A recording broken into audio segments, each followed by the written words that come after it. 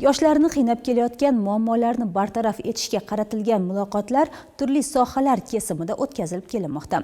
Jumladan, energetika vazirining yoshlar bilan navbatdagi ochiq muloqoti ana shu jarayonning bir qismidir.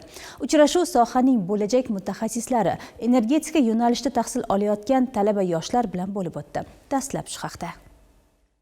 Ochiq va samimiy ruhda kechgan muloqot davomida talaba yoshlar sohada amalga oshirilayotgan islohotlar, yangi texnologiyalarni joriy etish, innovatsion g'oyalarni qo'llab-quvvatlash hamda ta'lim va ishlab chiqarish o'rtasidagi integratsiyani kuchaytirish masalalari yuzasidan o'z fikr va takliflarini bildirdi. Mani taklifim, bizlarning universitetda misol uchun kutubxona rivojlanmagan, hali yo'q va shu kutubxona bo'lishini yoshlarga yana ham yaxshi bo'lar edi. Kutubxona bo'lishi, chunki kitob u bizni eng katta boyligimiz.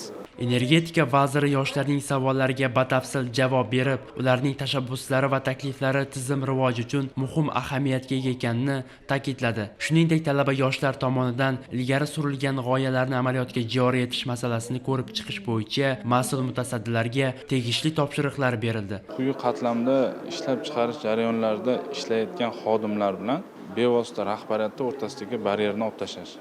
To'siqlarni olib tashlash. Har bir talaba, u 1-kurs bo'ladimi, 4-kurs bo'ladimi, 3-kurs bo'ladimi yoki bu yerda ishlaydigan o'qituvchi bo'ladimi, bemalol turib o'zini savoli bilan, taklifi bilan yoki o'zini qiynayotgan birorta muammosini vazirga to'g'ridan-to'g'ri aytishga muvaffaq bo'ldi.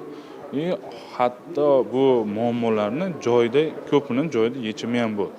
Ta'kidlanganidek, bo'lajak energetika sohasidagi yoshlarning bilim va salohiyatlarini qo'llab-quvvatlash, ularning tashabbuskorligini rag'batlantirish energetika vazirligi faoliyatining ustuvor yo'nalishlaridan biri bo'lib qoladi. Aynan shunday uchrashuvlar esa yosh mutaxassislarning fikrini eshitish, ularning g'oya va tashabbuslarini amaliy loyihalarga aylantirishda muhim maydon vazifasini o'taydi.